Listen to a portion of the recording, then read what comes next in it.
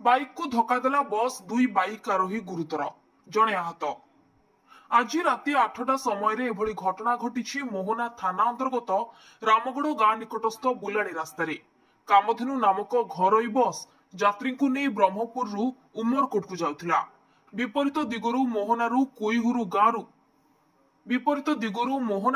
कुईहुरु गां को बाइक जोगे दुई जन युवक और जड़े नाबालक जाउथिले।